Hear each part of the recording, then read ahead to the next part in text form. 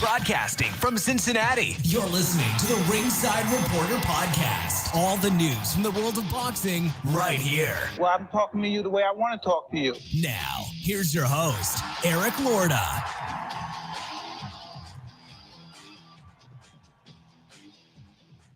And we are live. Welcome to the Ringside Reporter Show, where we talk about the latest boxing news. If it's related to boxing, we'll talk about it here. My name is Eric Lorta, and I'm here with my co-host, Joe Habeeb, and we got a great show for you tonight. And if you want to call in, 323-870-3857. And tonight, we're going to talk about Hasim Rahman Jr. eating his way out of a shot against Jake Paul. That's right, Beeb. He's your boy. Beeb, you're muted. You're muted, son. Nobody can hear you. That's blasphemous. Oh, that's cold-blooded, man. Look, he couldn't make weight. You can't make weight. Did his best, man. You got Weight Watchers out there. What's that other one they got? They got that Nutrisystem. What's the other one? They got that those keto things you can eat. You know, they got all kind of stuff. You got Mike Dolce out there. You got all this kind of stuff that you could have taken advantage of. Too much weight. Sandwiches were better, man. How much was he getting paid for that fight? Like 150, 200,000. Biggest payday, blew it. He never making that. No, he ain't never gonna make that, son. He ain't never making that again, son. Titletown gives you a shot. Titletown takes it away. It's the way we do it. Hey, before we even start with the boxing stuff, man, Bill Russell, man. You're Bill Russell, man. Celtics legend, son. Very sad. Yeah. How old was he? 88. I heard that, man. I immediately thought of you. I was like, man, that's crazy. The news broke 2 hours ago. We just got the news. He's got to be one of the best basketball players ever, if not the best. I mean, really. I mean, he's in the conversation. Whether you think he is or isn't, you talk about LeBron, Jordan, whatever. He's definitely in the conversation. He won. I think 11 championships with the Celtics, and then he won. How many did he win? I forget how many he won as a coach. It's crazy. 11. Think about that. 11 championships. 11 titles, bro. It's a lot. That's crazy. Right? That's just, I mean, that's unheard of these days. That's insane. It really is. It's just unheard of. And he was like the captain of those. You know what I mean? He was like the guy. You know? So, yeah, I was bummed when I heard that, man. I really was. All right. Let's get started with it. Showtime. Danny Garcia versus Jose Benavidez. Danny Garcia coming off a 2-year layoff, almost a 2-year layoff. Won a majority decision over Benavidez, Jose Benavidez, 114, overruled, 116, 112, 117, 111 for Danny Garcia. You know, he looked good, all right, but I think he's too small for this weight. I'd have a hard time. I mean, Jose Benavidez walked him down that entire fight. And, you know, I mean, Garcia was outlanding him. I get it. But he didn't look overly spectacular in there. You know, I would have a hard time seeing him fight the cream of the crop at 154. After the fight, he calls out Keith Thurman. What? When was the last time Keith Thurman even fought? Keith Thurman's is a welterweight. Come on, man. Really, Keith Thurman? That's who you call out? You got all this talent at 154, and you call out Keith Thurman. Now, he did call out Erislandy Lara also, okay? He did call out Erislandy Lara. I like that fight. I like that fight, too. I don't think there's any way that Garcia gets past him, though. I really don't. What were your thoughts on Garcia, man? Yeah, and then he was like, when he called out Lara, he was like, yeah, we'll fight for the middleweight title at 155. I'm so sick of these fucking catch weights and these rehydration clauses. I'm done with it. You hate the catch weights now, huh? Always hated him. What your boy couldn't make weight now? Now we hate the catch. Always hated him. Ohio, always son. hated him. I got receipts. Remember that. Got receipts for days. Remember that, son. Ohio, son. Yeah, okay. It's not my fault your boy couldn't make weight. Prima donna. All right, so get into this fight. Salute to Mike Montero, baby. He's on vacation checking us out. You know what I'm saying? He's in Cape Cod, man. He's in Massachusetts, for Christ's sakes. He didn't drop by. He didn't even drop by. Wow. So Danny Garcia won this fight clearly. I had him winning 9-3, but these were some hard-fought rounds. Benavidez was pressing him. Benavidez was pushing him back, but he was being outmaneuvered by Danny Garcia, who was basically sticking and moving, which is not really a tactic that he's used. I think the last time I've seen him fight like this was against Lucas Matisse. But even in that fight, I thought he was more aggressive. I think he mixed it up a little bit, and he took it to Matisse in spots. This fight, to me, he fought very cautiously. Looked like he just wanted to get through the rounds and get to the finish line here. It's hard to be overly critical of Danny Garcia, but I don't think he set the world on fire either. So I don't want to be too harsh on him, but then again, I don't want to be too high on this win as well. I mean, I thought that he would win this fight. He was a huge favorite. I suspected he may have gotten the knockout, but not with the way he fought last night. Didn't look like he was even trying to get the knockout, which is fine. No. Yeah. So I thought this was a pretty safety first type performance. And this is not like the Danny Garcia that we're used to seeing. Again, he's more of an aggressive guy. He's a guy that likes to take it to his opponents. And this time he just looked like he didn't have any intention. There was no killer instinct at all last night. And I think Benavidez was the guy who was actually forcing the fight, but Danny Garcia was just a quicker guy. He was the better counter puncher in this fight. And I just think that, he was landing his shots, and Benavidez was just coming up a little bit short.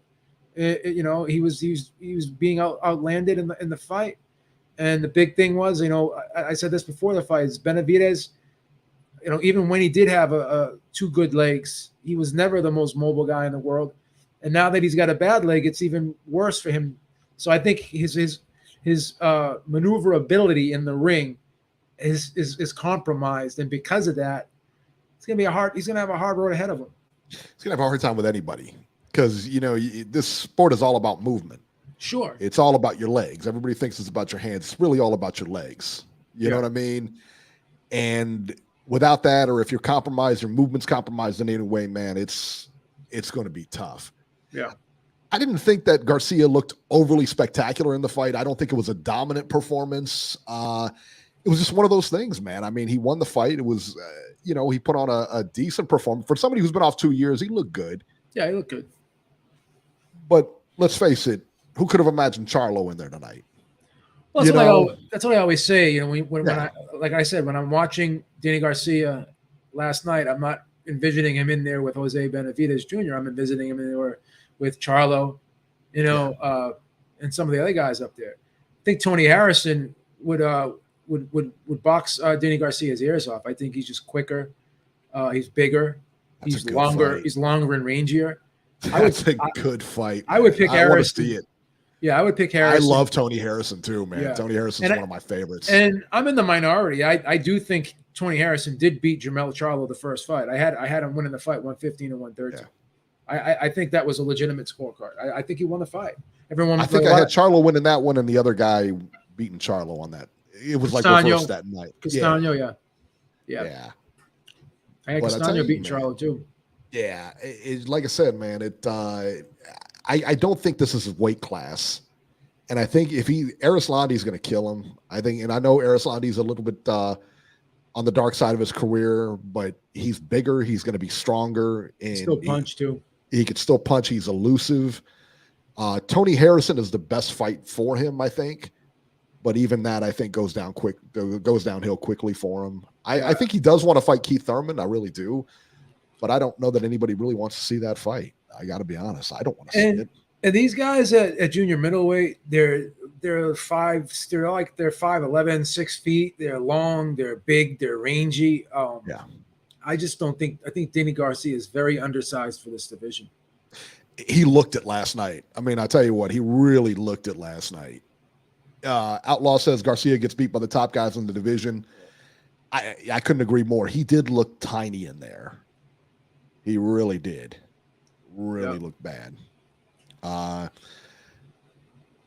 that was that, man. I tell you, wasn't anything to write home about. The card overall was okay. It was all right for me. Second co-main was Ali Aaron Demirizin versus Adam Konoski. Demirizin wins a unanimous decision 96-94, 97-93 twice. This is Konoski's third straight loss. I got to be honest, though. I didn't think he looked that bad. I mean, is it me? I don't know. I didn't think he looked like Konoski, always does. And I'm not, listen, I didn't score the fight, but it wasn't like he was blown out there. You know what I mean? He's got 2 losses to the same dude. He comes here, gets a loss. I don't know if you scored that fight, but to me, Well, he was in a fight that he was supposed to win. Yeah. So that's the thing. This was a fight. This was supposed to be a setup fight for him, a fight that he's supposed to look good in, right? Yeah. This was like a fight to bring him back, and he didn't get brought back in this fight, so it is what it is, right? That's a tough one, man. That's a tough one when you get the showcase fight, and yeah, that's a tough. The guy was picked for a reason. And the reason wasn't being that he was supposed to win. This guy didn't get the memo. Yeah, exactly. Yeah, he didn't get that memo, did he? He didn't get the memo. Oh, geez. Let's talk about Gary Antoine Russell versus Rancis Bartholomew. Gary Russell scored a 6-round TKO over Bartholomew.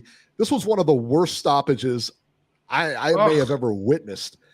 I actually thought Bartholomew was winning the fight. He gave Russell everything he wanted. He was winning catching Russell with that right hand. He was stunning him. I don't think Russell was ready for him, man. I'll be honest, man. I knew Rancis he's a good fighter, man. He's not some schlep, man. He's a good fighter. That knockdown was good. I give it to him. He caught him clean with a right hand right on the chin, just dropped him, But I will tell you this, man, that fight should not have been. I don't know what that guy was looking at. Just given the fact that the State Athletic Commission, the referee, nobody would comment after the fight. That guy ain't reffing. He's not reffing again for a long time in any championship fights, put it that way. I hate being that guy because this is Georgie's job to be like this and say these things. But it looked like the Mafias were in full force last night. Really. That was a horrible. You know what it was, too? It's like, what made it worse is Bartholomew was like in that fight. You could, like you said, I think we both had him up, right? Yeah. So I don't know, man. It just looked like something was off at that stoppage. Like the referee was just taking so long. It's almost like I don't know what he was doing in there. Like you saw Bartholomew nod his head. He was like, "Yeah, I'm good." Soon as he cleaned off his gloves, took a step to him. What else? That's it. He looked clear-eyed to me. He looked fine. Yeah. So I don't know, man. That's just fucking crazy, man. The way that was awful. That was awful. His corner went nuts, and you know what? I don't blame him. It was awful stoppage. Yeah. Gary Russell moving forward. Do you think there's a rematch here, or do you think he just moves forward? He'll move forward. They won't rematch. Yeah, that's what I'm thinking too. Yeah, it's not fair to Bartholomew, but what are you going to do? And he can file a protest, but it ain't going to do any good. When has a protest ever done anything in the sport of boxing, right? Right. Vito Mielnicki, friend of the show, versus Jimmy Williams. Mielnicki scored a 6-round TKO on cuts over Jimmy Williams. And Sergey Derevyanchenko versus Joshua Conley. Derevyanchenko wins a unanimous decision 99-91 twice and 98-92. It wasn't a bad card, huh? It was decent. Wasn't bad. You know what card I watched last night was at UFC. I watched the main event on there, the Amanda Nunes and Juliana Pena. That was a great fight, I heard. Amanda Nunes is probably one of my favorite fighters on the planet. Yeah. I think her and Kayla Harrison are the 2 best fighters on the planet right now. She's one of the most entertaining fighters to watch in MMA right now. I would argue she may be the most exciting fighter to watch in MMA right now. In combat sports. I mean, you can put it in combat sports. You can even make that argument. Because I tell you what, I mean, name a woman boxer better than, that you'd rather watch versus Amanda Nunes. Yeah, would you rather watch an Amanda Nunes fight, or would you rather watch, Clarissa Shields fight? Katie Taylor is kind of fun to watch. Yeah, she is. Serrano's fun to watch too, but Amanda Nunes, man, she's just a whole different level. And Kayla Harrison is another one of those. Did you know Kayla Harrison's from Ohio? I didn't know if you knew that or not.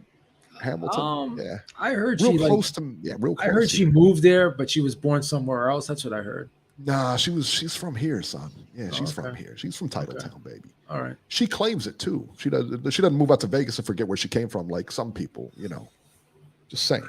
You hate that. I hate it with a passion. You hate that, Sean. I hate it with a passion. I hate it with a passion. What about LeBron James? He did the same thing too, man. No, he didn't. No, not at all. LeBron was from Cleveland. LeBron was from Ohio. He stayed in Ohio. He left, he came back, won a championship for us. He can do whatever he wants, man. LeBron. But he lives in LA. He was drafted. He went over there. He signed a contract. Cut it out. Will you stop? He signed a contract with him, son. Come on. Okay. Did someone put a gun to his head and say, "Hey, leave Ohio and go to LA"? No, but I mean, listen, man. He doesn't claim he's from LA. That's what gets me. You can move wherever you want. But you claimed you're from Las Vegas. You're in my backyard. Okay. Remember that? Remember, you're in my backyard. No, you're not. Danny Garcia was like, "No, you're from Ohio, son. You ain't nobody's backyard." I remember that. Yeah, that's a good point. Tony Yayo says he'd rather watch Ebony Bridges than Nunes and all the others. You'd rather watch her doing what? Boxing or something else? OnlyFans, son. That's where I'm watching her. Yeah. You're watching her on browsers. That's about it. That's what I'm saying. Because after a couple of fights, that's where she's going to be. All that plastic. Wow. Who's a misogynist now? What? So she gets some surgery to feel a little bit better about herself. Now all of a sudden she's no good? Well, she can feel You're better suspect, about herself. dude. That's messed up, man. You're a misogynist, dude. Seriously, I want this kind of garbage shut down. Not on my channel. She can feel good about herself. I don't feel good about her. No. That doesn't fly here. Stop being so thirsty. Come on, man, please. That doesn't fly here. No way. Okay, listen to Eric simping for Ebony Bridges over there. Come on. There it is. Yeah, all right. There. Right Johnny there, Depp. Johnny Depp killed it. He assassinated Me Too. That's it, buddy. Right there. That's what you get. All right. Let's talk about the fights coming up here. And one big one was canceled that we'll tell you about here in a minute. August 6th, Michael Conlan. This is on ESPN Plus.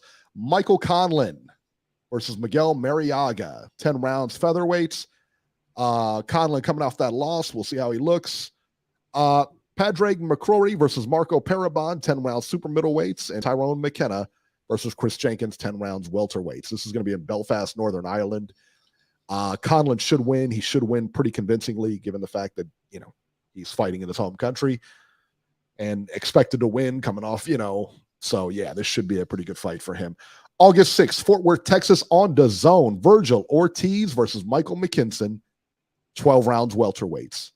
Co-main here, Marlon Esparza versus Eva Guzman, 10 rounds for Esparza's WBC and WBA flyweight titles. Yeah, can't wait to watch that. Wow, this is something else too. Okay, on the undercard there, right? Alex Martin versus Hank Lundy, 8 rounds junior welterweights. Why is Hank Lundy still fighting, man? We love Hank Lundy, though, don't we? I do, man. I love Hank Lundy, man. I don't want to see him fight. He's a friend of the show, isn't he? He's a friend of the show. He's awesome, man. Yeah, we got to represent Hank Lundy. Yeah, I like Hank, but I don't want to see him get hurt. You know what I mean? Yeah.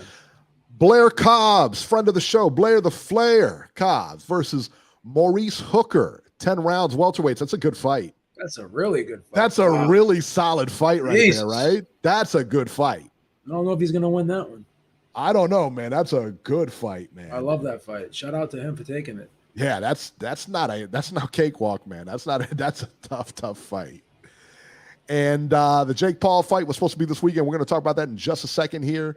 August 13th, so a week, 2 weeks out, we got Teofimo Lopez versus Pedro Campa on ESPN Plus. So that's one we can look forward to also, Teofimo. Because I kind of wonder if Teofimo, I think everybody's curious to see how he looks. Now, he should win easily over Pedro Campa. But I'm real curious to see how he looks. You know what I mean? That's going to be the key there. And how, what he's saying, because he's still saying he was robbed in that fight and everything like that, all this other nonsense and, whatever. But yeah, so I think that's going to be real interesting there. Did you hear that interview that Mark Kriegel had with his dad? I don't listen to Mark Kriegel. No, what did he say? He's basically saying to him, like, if you knew he was so hurt and injured going into the fight, then why did you let him fight? And then his response was, well, my son would have never talked to me again if I pulled him out of the fight. Well, again, I mean, so you're willing to put your son's life on the line because you're afraid he's never going to talk to you again? And that's if the injuries were as bad as they say they were, which I don't know. But if they were, and you're saying that they were, then why did you allow him to go through with the fight? So let me ask you a question. When Manny Pacquiao came out and claimed he needed a rotator cuff surgery, like he had a torn rotator cuff in the Floyd Mayweather, did he get any slack for that? Yeah, he got a ton of slack for that. Yeah. All right. So you came in this fight injured, you're going to get a ton of slack for it. Just deal with it. All right. Be a grown up. That's right. Put your big boy pants on. That's Tim right. Gallegos, thank you so much, brother. We appreciate it. He said, that's what I'm talking about, rooting for Blair. That's right. The Flair, baby. Love Blair Cobbs.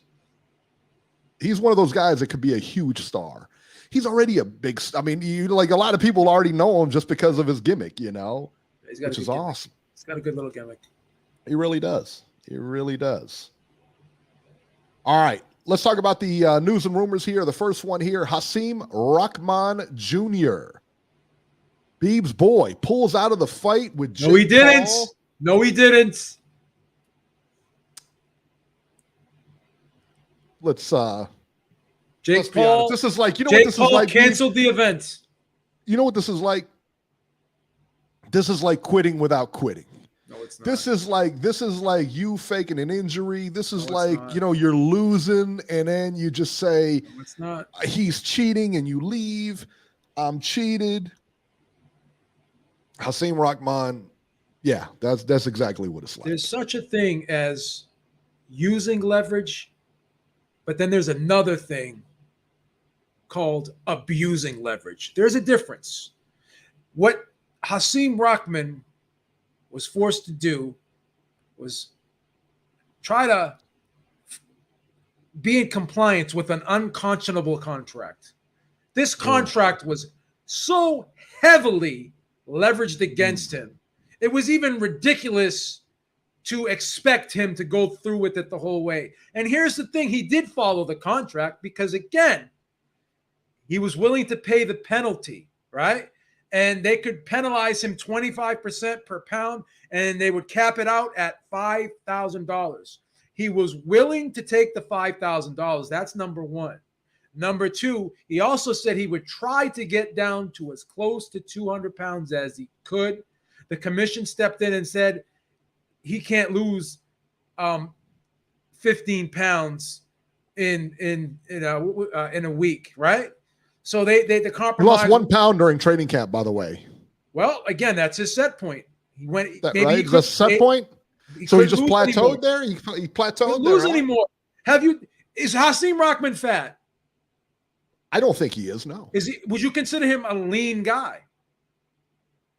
He's tall. He's lean. He's lanky, right?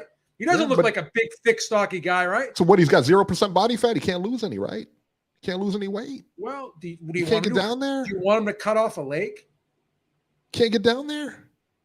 I'll tell you what I want. I want him to honor the contract. He did. He didn't. When two fighters fight, they sign a contract, right? That says you are going to weigh this much and I am going to weigh this much. Yeah. And he agreed, 200 pounds. He agreed on it. Hasim Rahman said, yeah, I can do that. I can weigh 200 pounds. Then he said, no, I can't do that. I can weigh 205 pounds. No problem. Jake Paul said, no problem. We'll do 205. Well, the commission said 205, not him. Commission said 205, but it was up to Jake Paul. Jake Paul said, yes, I can do 205 because I don't want the event canceled. Now he says, I can weigh 215. How can you only weigh 215 if you're at 216 now? No, his compromise was I can get down to 210. He'll He try to said get down to 215. His people called Jake Paul. No, in the video he said he said. Well, he could say whatever. He said I could try to get down to 210. He's a liar. He's a habitual liar. Well, Jake all Paul's right? a liar too. I mean, Jake Paul's not. He's not the What most did he lie honest guy in the about? world. He's got the contract. Okay. They put it out. They put it out the release, and they told him, here's what he said. Here, let me read this to you. Let me read this to you.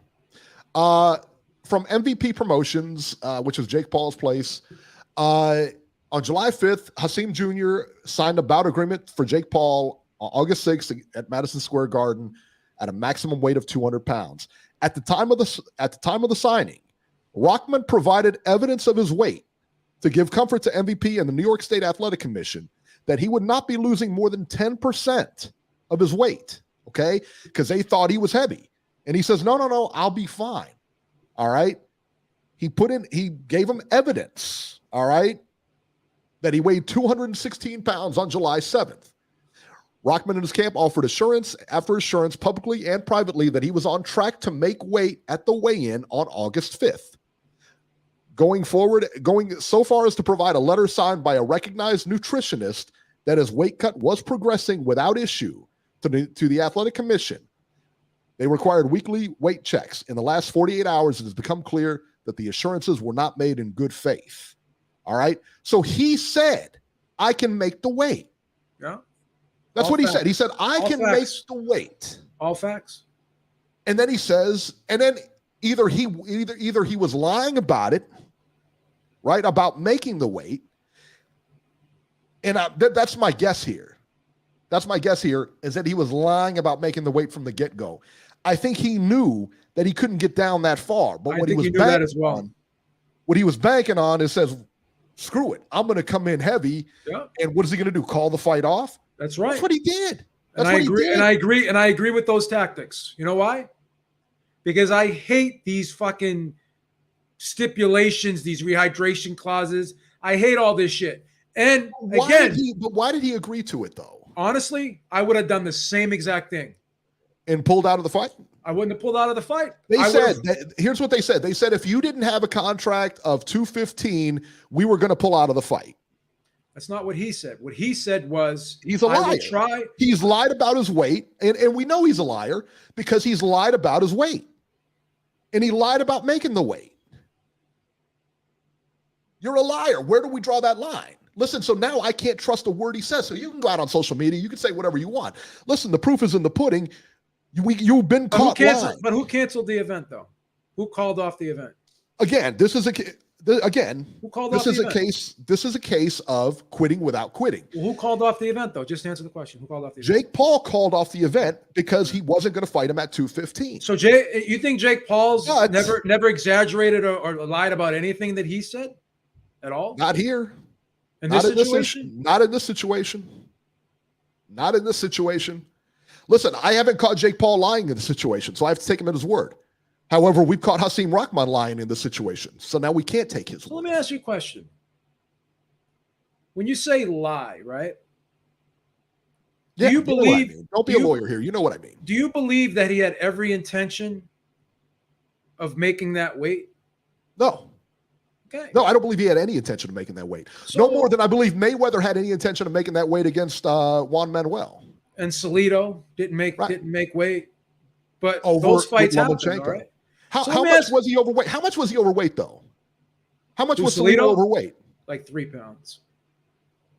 15. Nobody is going to fight. And I know you gave me okay, but hang on. Let me make this point real quick. Now, you gave me the example earlier. Roy Jones weighed in at like 193 and John Ruiz weighed in at like 230 or something like that. I agree with that. Huge weight difference. Huge weight difference. They signed a heavyweight contract. Yeah. Jones knew the limit and Ruiz knew the limit, that there was no limit. Yeah. You can come in wherever. That's the proving ground right there. When you're at heavyweight, that's what makes it the toughest division out there. Yeah. Because there is no weight limit. It's open season, baby. My argument is this. I think it was ridiculous to ask this guy to come down to 200 pounds after fighting at 224 in his last fight. So he took the fight, right? He had no negotiating power, right? So once again, you have leverage, you use it. But I don't like when fighters or anybody abuses leverage, right? Unconscionable contract. You're basically putting out a contract that is just so heavily leveraged to one side. Sure. And that was the argument I had with Ruiz in that rematch with Joshua. And he held firm and he got the money, right? Yeah. So I agree with you 110%. But again, he had no intention of making 200 pounds. Go ahead. I don't want to cut you off. Okay, let me interject this though. You're 100% right. Was the contract? Of course. Yeah, it was. Absolutely. Was it fair? No, I don't think so. I mean, if you know this guy weighs a certain amount and you're trying to dry him out, I get where you're coming from. And I get maybe it levels the playing field in your eyes because he's a boxer. He's a better boxer than you. I got you. Canelo, a lot of champions do the same thing. I get you, but they're not going, you're talking about 15, whatever he weighed here coming down to wherever. That's a lot of weight to lose. I get you. But you knew this was all set up in the sense that you signed the contract and nothing absolves you from signing that contract. You signed it. You knew what the risks were. You knew what he was doing, and you signed the contract anyway. At that point, there is no absolution for you. But here's the thing. You don't like what he did, and you have a right to have your opinion on that, right? My argument is this. I do like what he did, right? And I'll tell you why. Because he was being bullied by someone because of status. Sure. I stick up for the have-nots, right? That's what I do. Really have not, because now he's not going to get that payday at all. That's fine. He'll be fine. Is he? Yeah, he's going to get a fight with for a Bridgerweight title with the Bridgerweight title with Rivas. He'll get a decent payday. So here's the thing. And that's going to pay him money. That's going to pay him a lot. Well, again, he only got like 150,000 for this fight. That's his highest payday ever. Okay, so this guy Jake. We talk about 150,000 like it's not a lot of money. Okay. It's not a lot of money when the other guy's getting 6. You're not the other guy. The other guy's carrying the promotion, not you. Okay, fair enough. I'm saying 150 is a lot of money. Why are these other guys? He's not getting paid that money anywhere else. I'm not 100% sure about that. You have an argument. You may be right. I'm not 100% sure about that because again, he got a lot of publicity off of Jake Paul's name throughout this whole friggin' incident. He could ride this out. He could. Again, I'll explain to you why I don't have a problem with what he did. To me, it was more of a scumbag thing to do to take a guy who just got knocked out April 29th, right? He weighed 230 pounds, right? After the fight. He weighed 224. He said he weighed about 235 a week after the fight, right? So second week of May, this guy weighs 235. So he already lost. He already lost fucking 215. So he already lost 20 pounds, right? But you knew that was his game, though. Okay. And listen, I agree with you. But it's a scumbag move. It is. I agree with you. So I think he's saying to himself, fuck this motherfucker. Who the fuck does he think he is making me lose 35 fucking pounds in fucking 5 weeks, right? That's fucking 4 weeks, 5 weeks, whatever the fuck it was. That's bullshit. No. Right? And here's the thing. He said he weighed 216. 3 weeks out. You're correct. He's the one that said it. So he didn't lose 15 pounds in a week. But he already lost 20 pounds. How much more do you want him to lose? Well, that's not up to me. That's up to him. He's the one that signed. Do you think he could have? I agree 100%. Do you think he could have safely made 200 pounds? MMA guys do it all the time. MMA guys also drop 20 pounds. And they also faint on the scales. They also pass out at weigh-ins. So in my opinion, I'd rather the guy fucking lie than die. I agree. Listen, I'd rather him lie. And here's the thing. You and I are on the same page when it comes to that contract. That was a lousy thing to do. But here's the thing. It was a lousy thing to do to drain him like that. Technically, technically, he could have been over and paid the penalty, and he was willing to fight for $5,000. I believe him. You don't have to believe him. I believe this is what he was going to do. He was going to get down as low as he can, right? Yeah. I think he was going to 215. Low as he can, 215. No, I think he would have went to 210. He would have weighed 215. He was not going to weigh, if the contracted weight was 215, trust me, he's going to 215. He's not going to 210. He's full of it when he says that. I think he would have went to 210. I think he's lying again. I don't think he would have went to 205. Why would he lose if the contracted weight becomes 215? Why would he go down to 210? I think that he wouldn't commit to 205, I think he would have committed to 210. And it's just speculation. And let me tell you what, not for nothing. Not for nothing. Again, I agree with you 100% on that contract. It's a lousy thing to do. I know what he's doing. We all know what he's doing. He's trying to get the advantage because he knows that, listen, we both picked Rahman to knock this guy clean out. He wasn't getting out of this fight. I think we all know that. At least I know that. Rahman's good. It's not like he's some schlep fighter. He's good. He can fight, man. All right? So he got knocked out in his last fight. Who cares? Look who he got knocked out against. That guy can hit. Morrison can hit. Okay? But technically, could this fight have gone on if he accepted the $5,000 and paid all the penalties? Could it have gone on? Do you know anybody who would have fought with a 15-pound weight disadvantage? If you were at 147 and the guy came in at 162, 63, somewhere in there, any welterweight would fight that? No. Like at a weigh-in you're talking about? At a weigh-in. If he comes in at the weigh-in or the guy says, no, we're going to weigh this, we're going to weigh 15 more pounds at the welterweight limit, and that's just it. No one's going to fight him. Well, you have a weight class. You knew the weight class. You broke the weight class. Here's the thing, though. The commission said 205, right? No, the commission said 200 until he said that it showed that he only lost a pound in a week. Then they said we'll only sanction it at 205. I'm going to be honest with you. This is again my opinion again. The commission should have never sanctioned this fight, in my opinion. Commission didn't want to sanction this fight. Commission said that this is according to what's that kid's name? Jake Paul's trainer. What's that kid's name? Is the Olympian? Not BJ Flores. BJ Flores. Yeah, this is according to BJ Flores. So take it for what it's worth. He said that the commission did not want to sanction this fight. They really had to fight to get this fight sanctioned because they said that Hasim Rahman Jr. had too much experience. I heard that. Yeah, I heard that. He had too much experience. So it was like it was just a mismatch. I think what Rahman was trying to do, he was prepared to pay the penalties, and he said to himself, "I'll get down as low as I can." I think he would have gotten to 210.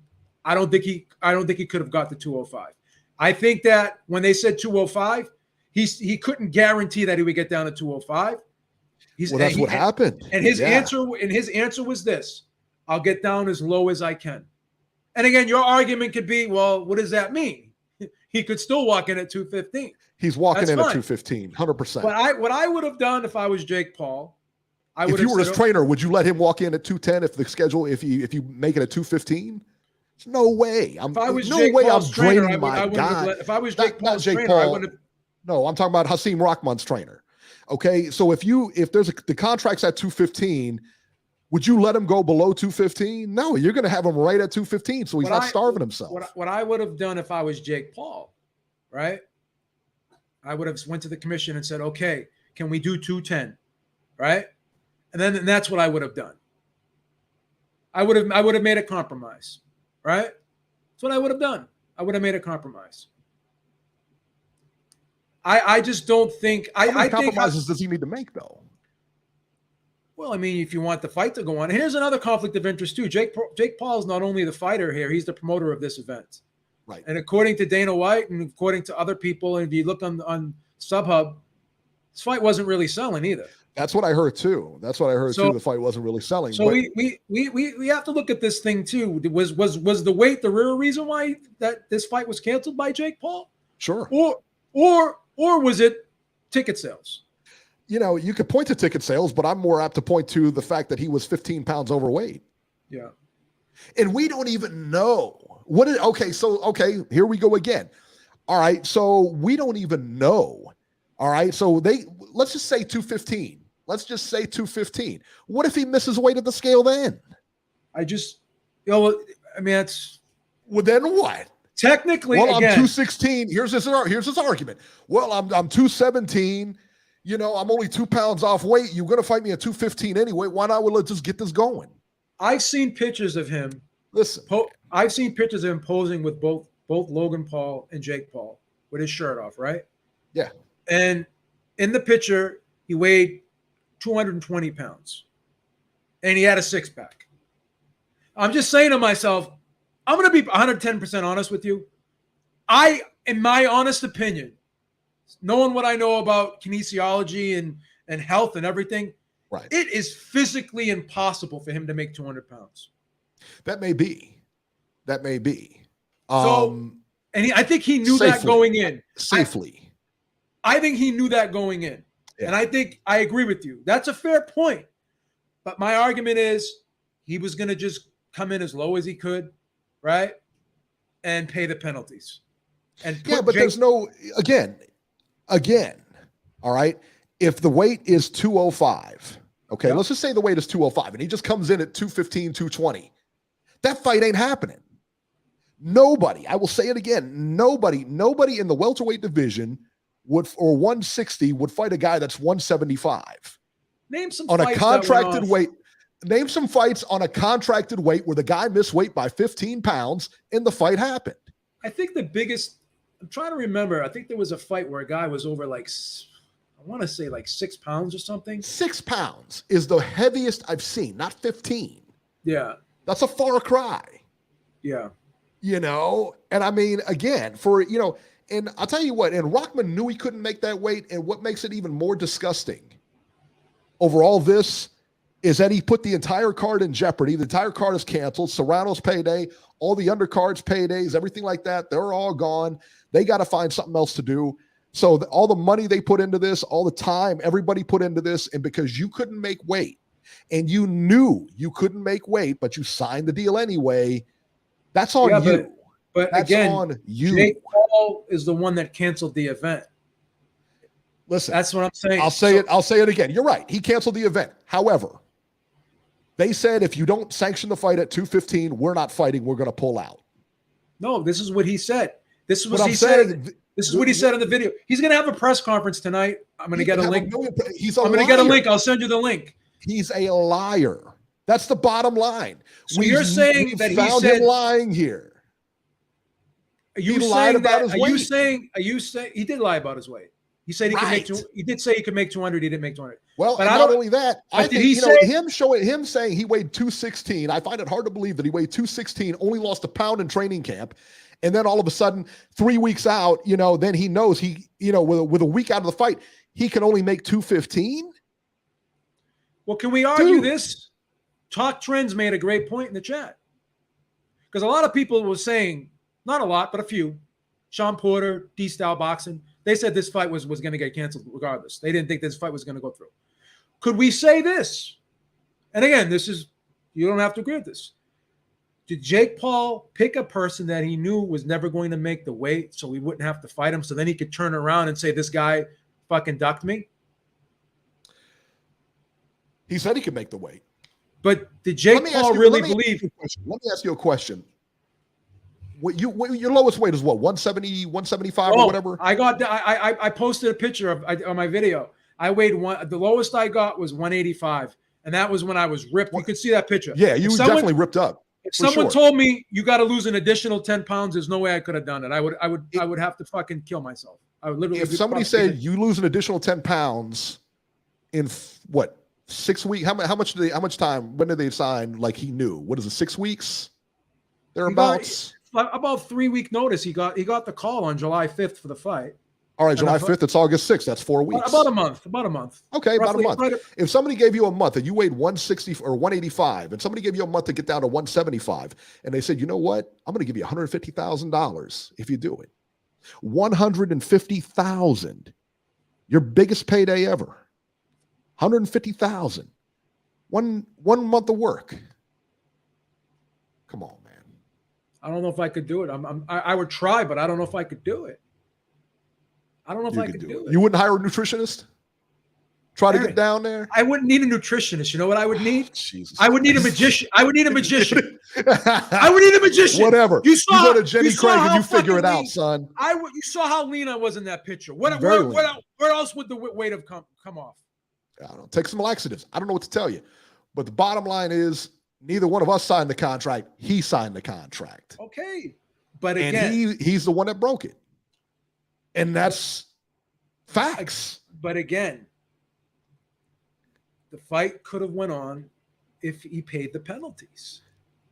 However, well, first of all, no, it couldn't have, because he said he wasn't fighting under 215. Okay. He didn't say that. Yes, he did. He said the contract. He said, I will try to get. He said, I will try to get down as low as I can. He's not getting best. I'm going to tell you right now, he's not getting below 215. Because he can't.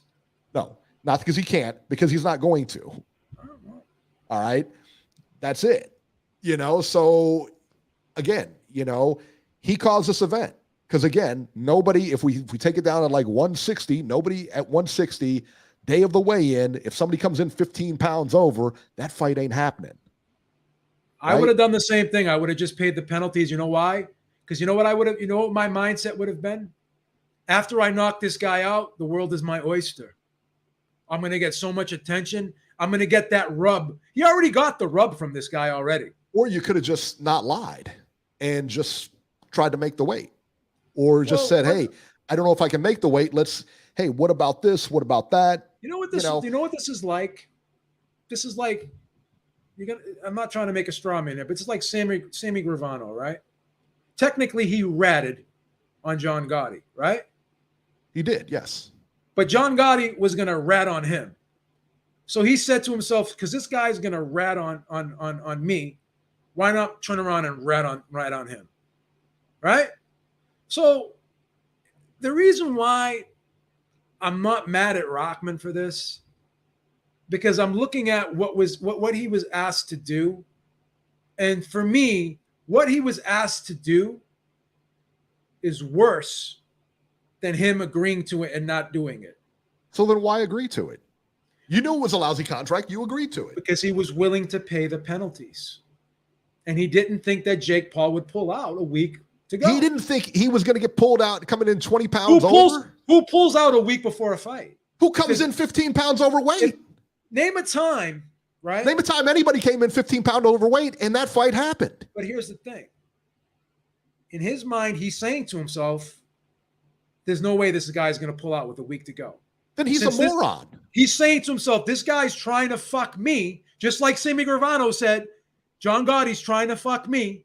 So why don't I turn around and fuck him back? That's all. Yeah, but he said he screwed everybody on the card, including himself. Street justice. It's not street justice because he didn't get any money out of it. He got squat out. We'll see what happens now because he's already gotten the publicity. He's gotten free publicity from Jake Paul. He's got the rub. Good luck with that. Good luck with that rub because your next fight may be your last fight there. You know what I mean? We don't know. You again. Listen, I'll tell you what. As a promoter, if I'm not fighting heavyweight, I ain't fighting that dude because I can't trust him now. He lied to the commission, proven. He lied about the contract, proven. And now he's going to hold a press conference saying why it's Jake Paul's fault. He can say whatever he wants. He's a liar. It just is. We got him in 50,000 lies here. And you trust him. What's the matter with you? So let me ask you. You're willing. You act like when he lied, he made this fucking lying about I don't know. He lied. So we all lie about our weight on our driver's license. Don't get me wrong. You act like he like fucking lied about his identity, lied at his birth, like he's contract. So he agreed to make contract for $150,000. That's the big deal. So what? $150,000. You're going to carry a How card significant for was 100. It was very significant, given the fact that nobody's getting paid now. It was very significant. Well, Jake Paul could have fought and he could have saved the card. He didn't want to save the card. Could have saved the card. 15 pounds overweight. Name me anybody, again, I will give you, name anybody who fought somebody 15 pounds over, who came in 15 pounds overweight. On weigh-in day, no. But we've seen Joey Gamache weigh 170 pounds. Excuse me. We've seen Arturo Gatti weigh 170 pounds and fight Joey Gamache at 140, right? That's legal. That's legal. He put on weight after the weigh-in. So here's the thing. You knew the guy was bigger than you. You knew he was going to rehydrate. And then you put a rehydration clause, and you're saying the guy can't weigh more than 210 the morning of the fight at 9 a.m. I mean, I'm not mad at him for not going through with this contract. Canelo does the same thing. We hate it then. Jake Paul does the same thing. We hate it also. But I hate a guy who can't make weight, who says he's going to make weight and doesn't make weight, especially when this is your gig. I hate rehydration this is all clauses. You do. I hate rehydration clauses. I hate it all. Either fight or don't fight. I hate unconscionable contracts. I hate when guys. But you signed that unconscionable contract. Okay, and in the contract, he could have still fought for $5,000. You screwed everybody with your lies. No. Baltimore 410. Talk some sense here.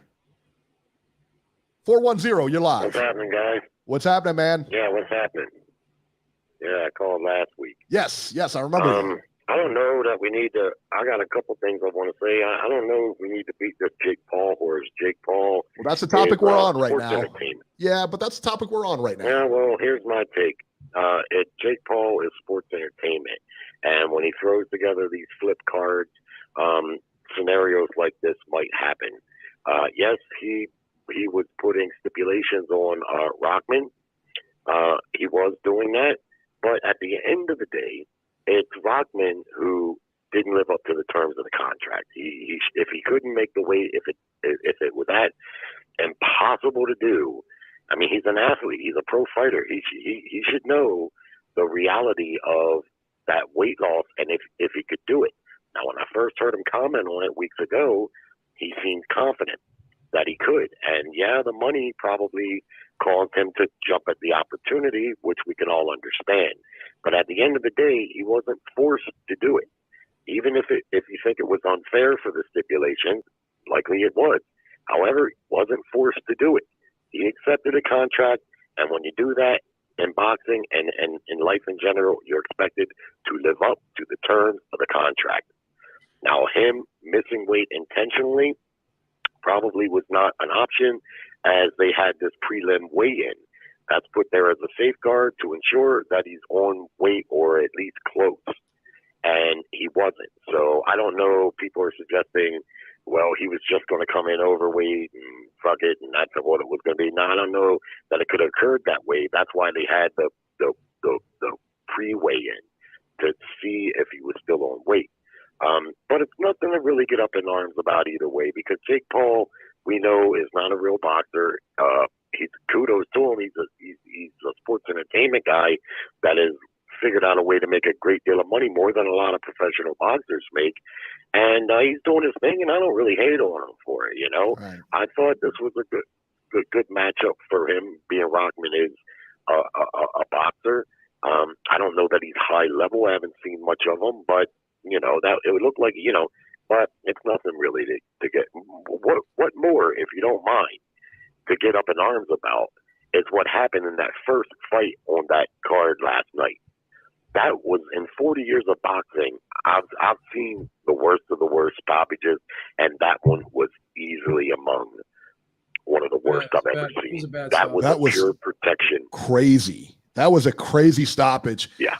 And Beeb mentioned it earlier. We talked about the mafias, and I know Georgie's notorious for calling it about the mafias, but you know what? I mean, I can't make heads or tails out of that stoppage. Yeah, I can't. It looked very shady. It really did. Well, I can. Well, what it was is it was a protection program. Antoine Russell is getting a lot of push from the PBC. They probably want to make him a future Tank opponent, is what I would imagine. But nonetheless, he's getting a lot of push. And even the Postal fight, in my opinion, was stopped too soon. However, the difference was he was pretty much doing a number on Victor Postal. Okay, so that one didn't. You know, I thought it was too quick of a stoppage. But last night, you seen what happened. He got hurt badly in the first round from running into a shot, and then in the fourth round, he got staggered a couple more times, and there was, you know, there was a good possibility, perhaps. Maybe he was going to lose that fight by stoppage, perhaps, because, I mean, you're going to walk in and get hit like that, you can get stopped. However, refs are also trained that when a fighter goes down and he gets up and makes the count, if you think that the fighter is compromised, you give him a physical command. You guys know, you know, take a few steps to the left, a few steps to the right. If you look at, what's his name, Bartholomew, when he got up, he was perfectly clear. It was a good knockdown. It was a legit knockdown, but the guy easily made the count. He was flat on his feet. His eyes were clear, and the ref didn't even give him any type of command, nothing. He just fucking stopped the fight. It was shameful. And it really robbed Antoine of what could have been a legitimate stoppage, where he still might have got a little criticism for his. That's right. That's right.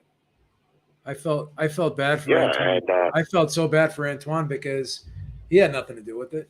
I felt bad for Bartholomew. He was winning that fight. At least I thought he was. You know, when the scorecard said, but I thought he was slightly ahead. Giving him everything he wanted. But you're right. Russell didn't stop the fight. The ref did. But that's what you call a house stoppage. I mean, I've seen them before, and that's exactly what that was. There was nothing there to suggest for even a second that the fight should have been stopped right there. His corner was right to be outraged. And now Antoine goes from receiving some criticism for his sloppy defense and running into shots, which he was going to get regardless of what happened.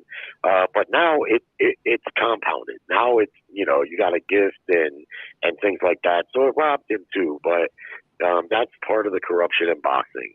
The Konaki fight, let's be honest, that guy's not a top tier heavyweight. He takes every shot. I could have hit him. He takes millions and millions of punches, but he's a good TV fighter, right? That's why they put him on these cards, and that's what his appeal up to this point has been, just that. Not that he's necessarily world class, it's just he's good for TV. People like to see exciting fights. Heavyweight's going to throw leather. That's what we got there, and that's his whole gag.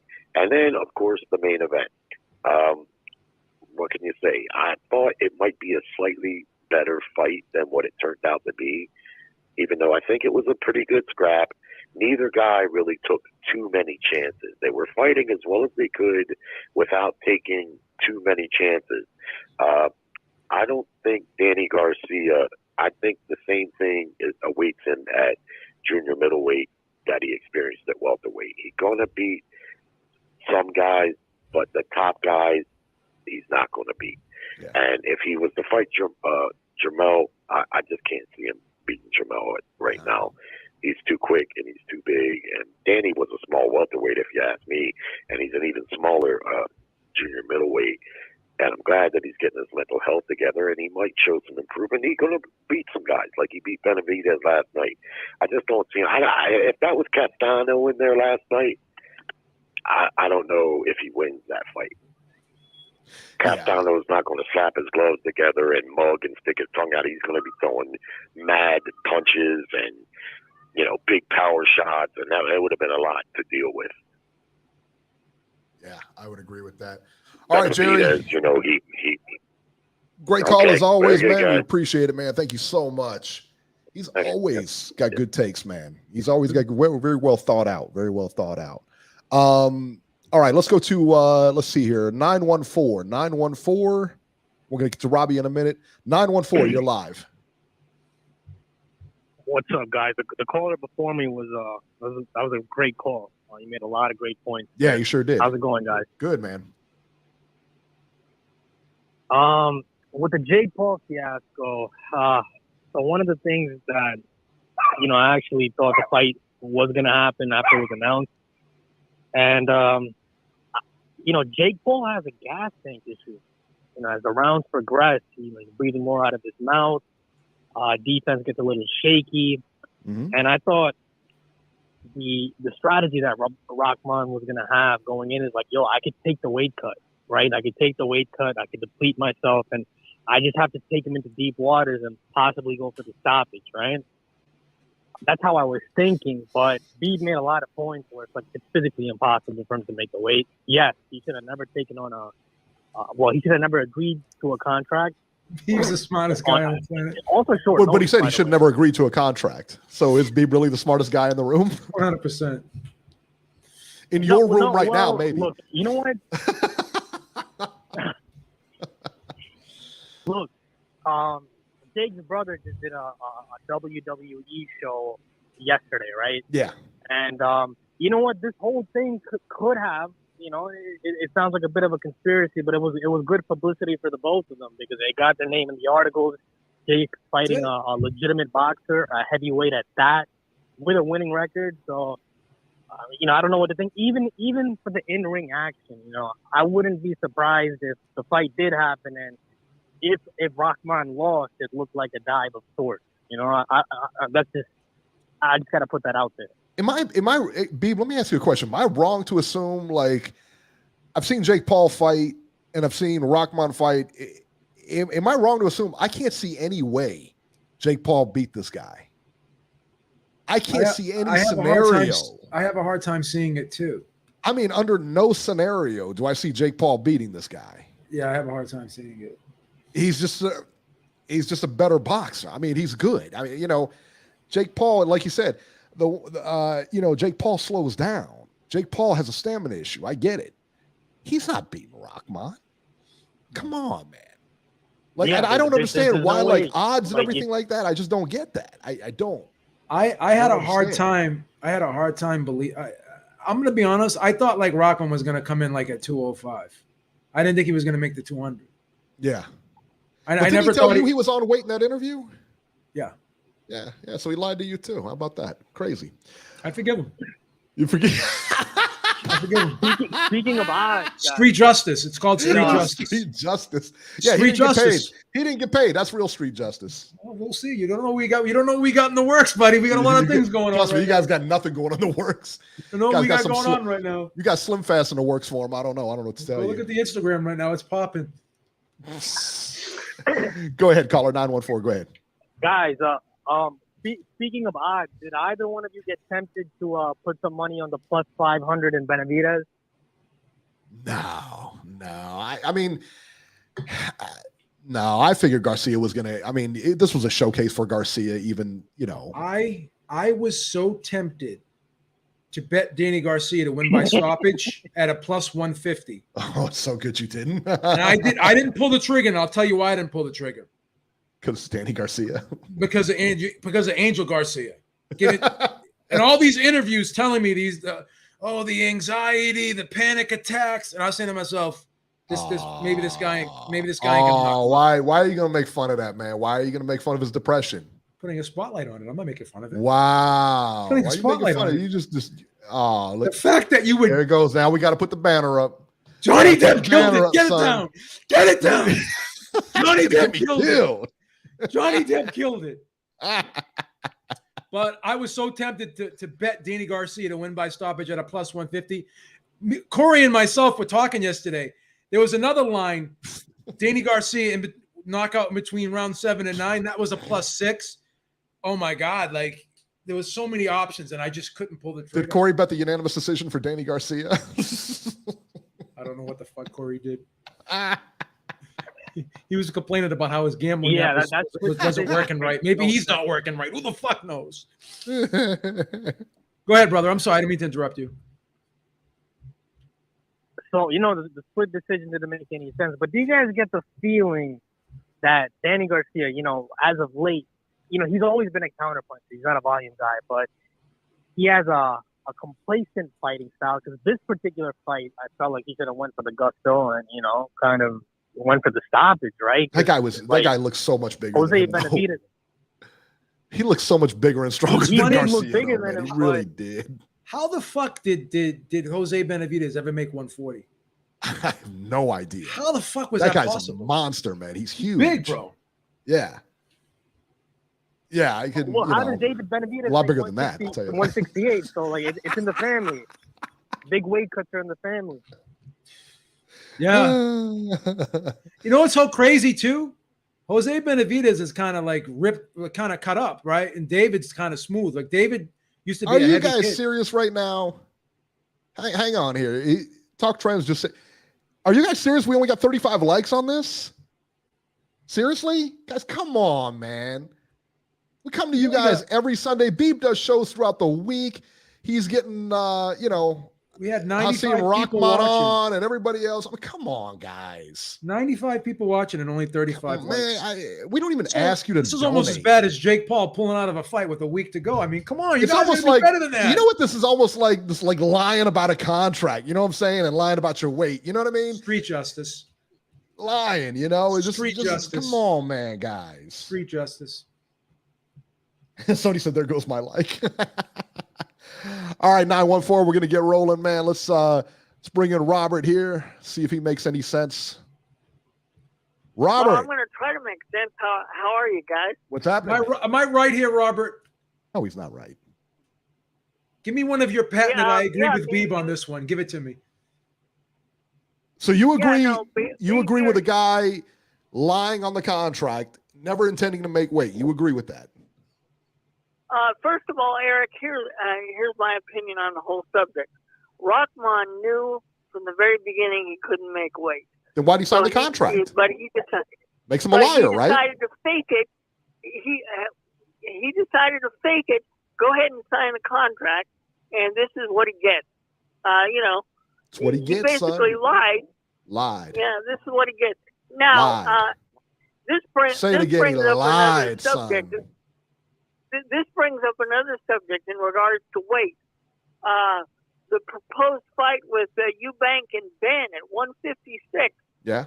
That's another weight deal. Doesn't matter. They're signing the contract at 156. If Chris Eubank comes in at 170 at the weigh-in, that fight ain't happening, right?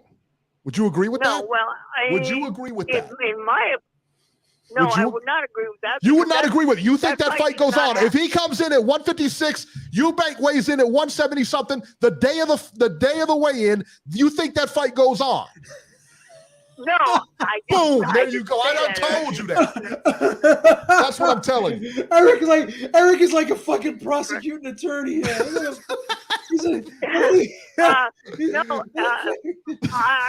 firmly believe that. I firmly believe. I don't care how much money's involved. That fight should not take place. Yeah, but that's not up to you. They're signing contracts, son. They're signing a 156-pound contract. I hope they don't. So what are you going to do, Robbie? You're going to get a petition going and try to block the fight, like you know what I mean? Yeah. What are you doing here? You're going to Me Too them also? I think.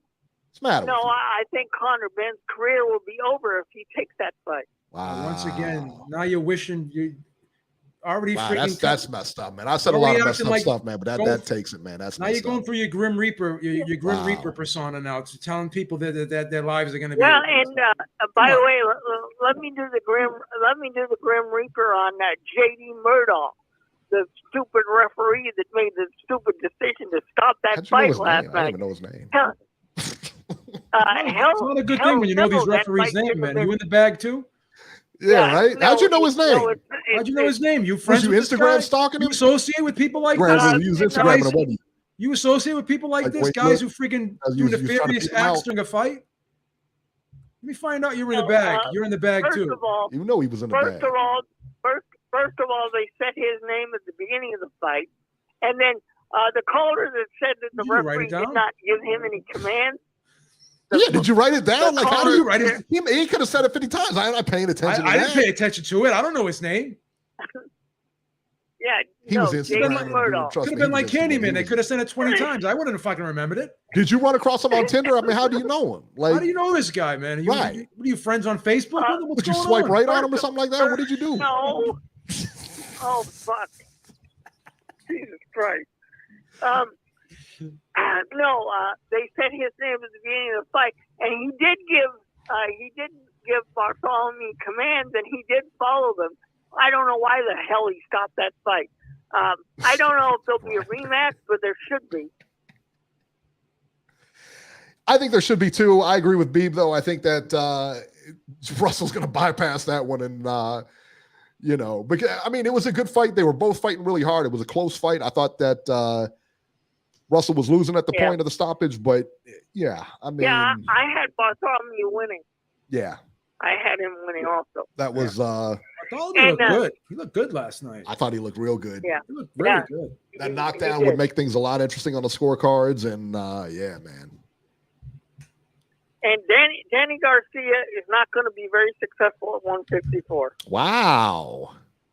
That's rough. He's been off more than he can chew. He won last night. Unanimous decision. Majority decision. Man. Yeah, jeez. Why are you so negative today, man?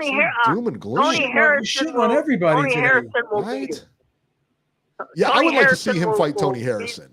I would love to see him fight Tony Harrison. He'll beat him up. He'll win. Wow. Tony Harrison will win. That's rough. he cannot compete at 154. He proved that last night by calling out Keith Thurman. Keith Thurman's at 147, questionably, because you don't know when he's going to fight either.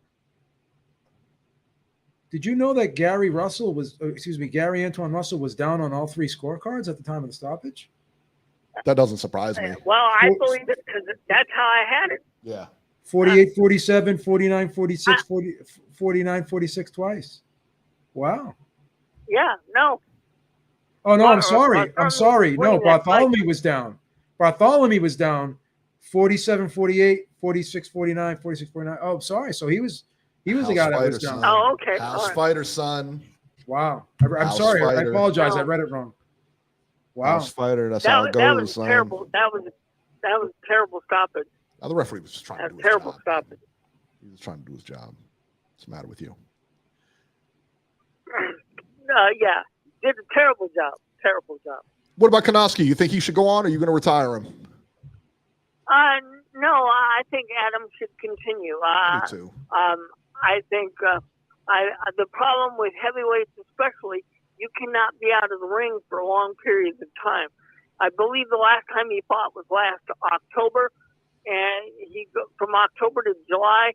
That's not good, especially for a heavyweight. If you want to be serious about contending, you got to fight more often. I think that's what Adam's problem was last night. Robbie, are you on any dating apps like Grindr or what's that other one? Hell no. No? Hell no. How come? No. Get yourself out there, son. Have a whole lot of ladies coming to your house at night. Yeah, well, I haven't found any good ones. That's why you've been looking. You got to look on you got to get the apps like Beeb, man. Beeb got a ton of them.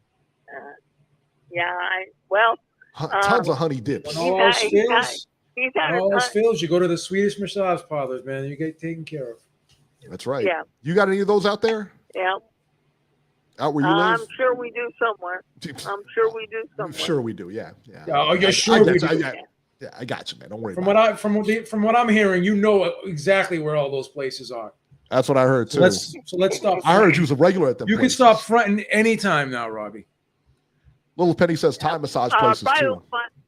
By the way, to answer your question on Bill Russell, 11 championships in 13 years. I already said he won 11 titles. My question was, how many did he win as a coach? I couldn't remember how many he won as a coach. Where's your stats now? He won 11 as a player. Well, hang on. He won 11 as a player, and his last year that he was a player in 1969, he was the player coach of the Celtics. So he got credit for winning as a player, and he also got credit for winning as a coach. How many did he win as a coach, Robbie? That's the only championship that he won as a coach in 1969. So the answer is one. That was also his one. The answer is one, correct? Okay, thank you. That's all I was asking. Exactly. That's all I was asking. Yeah. All right. All right, Robert, we're going to put you on hold here. See you As later. usual, good call. Good call from Robert. Horrible call. I didn't want to say that. I didn't see any need to trample over him. You know what I'm saying? I mean, you gotta tell the truth, man. You can't cold-blooded, man. Can't lie to people. You're yelling at freaking Hasim Rahman for lying, but you're gonna lie to Robbie. Come on. I'm just saying. Here. Hasim lied to me. Ain't lied to you too. He told you straight to your face, Beeb, like, yeah, I'm on point with the weight. Yeah. Yeah, he wasn't even close to being on point. He had a whole plate in front of him when he was talking to you. He was never gonna make 200. He had a whole plate in front of him when he was talking to you, son. You knew he wasn't making weight. Knew it. That's like Amber Lynn saying she's going to give up sex. It's never going to happen.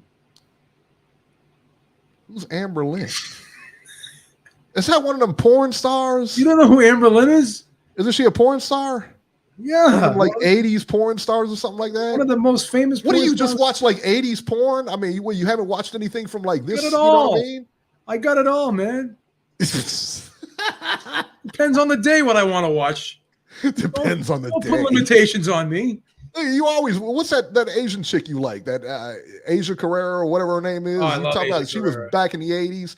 Yeah, she's tore up now, son. You still talking. You still. You know who else I love? I like Lily Tai too, man. Lily Tai. Oh my God, she's probably my favorite right now. She's your favorite porn star? Yeah, Lily Tai. Think of you having a favorite porn star. Think of that. Think of you having a favorite like actress, like she does all the stuff I like. So I like watch her movies all the time. What's the matter with you? Eric? Hey, you need to get out the house, son. Eric, if I had access to your laptop, I'm sure there's a lot of things I could find on there too. So let's not pretend. Yeah. Oh, there's tons of stuff you'll find. But I got a Mac, so I'm covered. You know what I'm saying? I cover my tracks. Oh, I love Tara Patrick too. I love Tara Patrick. Now the chat has gone. Now the chat has gone south with Beeb. I love Tara Patrick is awesome. She's so beautiful. Yeah, like 50 years ago. Cut it out. Come on. I'm telling you, you've seen Asia Carrera now. She's like busted up. Asia Carrera is timeless. That's not what her face says. I'll tell you that. Come on, please. Saying, man. Saying. There it is. Me too, son. Me too. Show some respect, Beeb. Misogynist. What's the matter with you? All right. Let's get on to the next top. Floyd Mayweather versus Conor McGregor 2. The fight so there's conflicting reports on this. The fight is said to be in talks. Dana White said it's nonsense. So Floyd was crowing about having a couple more tune-up type fights, those exhibitions in Japan or whatever he does. He was crowing about that. And then he said later on this year he wants to have a sanctioned fight. Right? This would be an option for a sanctioned fight, him and McGregor, right? I know that there'll be interest in it, but it will be nowhere near as interesting. Nowhere near as interesting as it was the first time around. I think it would do maybe 1.5 million pay-per-view buys. Wow, you think that many? Maybe. Him and Logan Paul did 1 million. Yeah. Right? Little Penny says he only thinks it does 800,000. I think it does 1.5. I gotta tell you, man. I think it does more. I think it does a little bit more too. Oh man, I hate that, but listen. The bottom line is Dana White can say it's nonsense all he wants. The bottom line is if there's money to be made, like a lot of money to be made, that fight will happen. I don't think there's any question about it. I didn't think it could be put together the first time around. Surely it would be easier to put it together the second time around, right? I wonder if I'm sure Showtime would buy it again, right? Yeah, and if McGregor loses, I mean, McGregor's coming off that what was it? Broken leg. Right? Yeah, it's like a leg injury he's coming off of. It's pretty bad, right? Yeah. So if he fights in the UFC and he loses or whatever, man, it's going to be tough. It would be tough. If I'm a McGregor, I would think he's going to make a lot more money fighting Floyd than fighting anybody in the UFC right now. So yeah. Precisional Power says Floyd versus Conor does 10,000 Dogecoin buys. That penny stock. That's crazy. Right. All right, let's talk about a real fight here. Well, not yet, but they're trying. They're trying, man. Your boy, Oscar De La Hoya. Leonard Ellerby says that De La Hoya is not trying to make the Tank fight. Oscar's basically asserting that Tank and Ryan Garcia should be equal. Ellerby says that's nonsense because Tank is a proven commodity on pay-per-view. He sold over 100,000 pay-per-views each time out, which is, respectable. And also he's fought, he's as far as gates go, he pulls in a bigger gate as far as the money draws and everything like that. So Ellerby does have a point here. And I Tank agree with Ellerby. More recognized fighter. I think Tank is the more recognized fighter. Now, not that Ryan Garcia is not, but I just think that with titles and everything else, all this stuff has to factor in. All this stuff matters. Yeah. I don't know that you can really be on equal footing here. They're not equal. You're not equal. It just is. No, I don't think so either. And not to mention, Garcia's never been on pay-per-view, never headlined pay-per-view. Hasn't been active. He's never won a world title. Never. Not this. No. So, I mean, it's a tough response. So is Oscar, is this going to, do you think Oscar prevents this fight from happening? You know what the problem here is? I think it's bigger than Oscar. I think the zone, after losing this Joshua fight, I think they're going to probably be more protective of their fighters. I think they're going to be more resistant to allow fighters to go over and fight. Like they're they're going to have more of a say. I think the Zone is going to start blocking fights, to be honest with you. Because I think so too. So I think this is bigger than De La Hoya. I think this could be a DAZN issue, in my opinion. They're going to want some type of compensation or some piece of the deal. That's gotta be worked out in all that too. Yeah, but I'm not so sure that Showtime. But is Garcia signed? Garcia's not signed to DAZN. He's signed with Golden Boy. Well, that's but his promoter is signed with it. I get what you're saying. But this is what happened, right? I think Leonard Ellerby tweeted that out. He says Garcia is not signed to DAZN. He's signed to Golden Boy. And Joe Murkowski tweeted out, I dare to correct you, sir. So but I'm sure, again, he's attached to DAZN because of Golden Boy regardless anyways. But Joe Murkowski replied to Leonard Ellerby's tweet, basically saying, what I gather from that tweet from Joe Murkowski is, we're not just going to give you Ryan Garcia without getting anything back. In other words, right? That's what I gather from the tweet. I don't know. Yeah, I think so too. I don't think this fight's happening. I'll be honest with you. I don't think it's happening. I want it to happen. It ain't happening. And here's the thing. Only time when this is going to happen is when Garcia's contract runs out and he leaves Oscar, and he'd be an idiot to not leave Oscar right now. And here's another thing too, when you look at it, right? They talk about how fights can be co-promoted. De La Hoya is throwing these fights out there like Lewis, Tyson, Pacquiao, Mayweather, but this is not that. So it's a good fight, but it's not one of those fights where the pot is big enough where you could probably chop it up. You know what I'm saying? In my opinion, anyways. Yeah, I would agree with that too. It's not that big of a fight yet. Yeah. You still got a ways to go. But I think it's a good crossroads. I think it's a good fight. I think it's good for both of those guys. And that fight ain't happening anytime, no. Tell you that. No. Which is a shame. And again, this is always a what? This is always a De La Hoya issue. Golden Boy. Always happens with Golden Boy fighters. It's always. True. That's true. He cannot get a big fight done. Unless it's in-house, that fight is not getting done.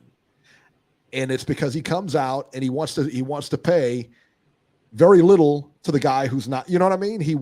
Obviously that's his job, is to get the advantage for these guys, right? I get it. That's really not even his job though. It's his manager's job. It's funny. It's funny when you have all these guys like, Jake Paul, De La Hoya coming out and criticizing fighter pay, right? Yeah. But look what De La Hoya did when he had that UFC card. Like, oh yeah, that was horrible. How much did those guys make, right? So, yeah, everybody made lousy money on that except the two main eventers. Well, I don't even think the main eventers. I think like Tito Ortiz and Chuck Liddell, they made like $150,000 to $200,000 a piece, and they were making millions when they were in the UFC. So how are you going to sit there and say Dana White's not paying fighters when you took two of his fighters and you're paying them less than what they paying them? Like, and I think Dana White came out and did a video and he was like, yeah, and he said like in Chuck Liddell's last fight he made like 1.5 million or something like that. And this was him in a losing streak. And same thing with Tito Ortiz, made like $1 million or $2 million or something like that. Yeah. So, well, and who knows what those guys make? I mean, like I said, I was watching that Daniel Cormier did an interview where he was talking about when he fought John Jones, like a couple days later, Dana just sent him $1 million, like $1 million check. He says, you have no idea what these dudes make. He says that they're post salary, but on the back end, when they start getting like pay-per-view money and everything, like this is just their salary. They get stuff on top of that too. So they get compensated pretty well. Yeah, you're only seeing the guarantees. I would even venture to say they get paid better than most fighters do. In the UFC, if you take the average UFC guy and you take the average boxer, not the average Floyd Mayweather, the average boxer, I guarantee the UFC probably makes more. Across the board, I think the undercard gets paid more than the undercard in boxing. For sure. I would agree with that. For sure. I would agree with that. So anybody like trashing the UFC in the way they pay their fighters and everything, they need to look again, man. Yeah. Because none of those guys, I mean, everybody thinks they're underpaid. You and I are both underpaid. We all think we're underpaid. You know, it just is. But, you know, in reality, those guys get a good wage, you know. So there you go. All right, guys, that'll do it for this edition of Ringside Reporter. As always, you can catch Joe Habeeb on Twitter at jhabeeb1 and find our YouTube channel at ringsidereporterlive.com. And you can find me on Twitter at ringside73. And we will see you guys next week.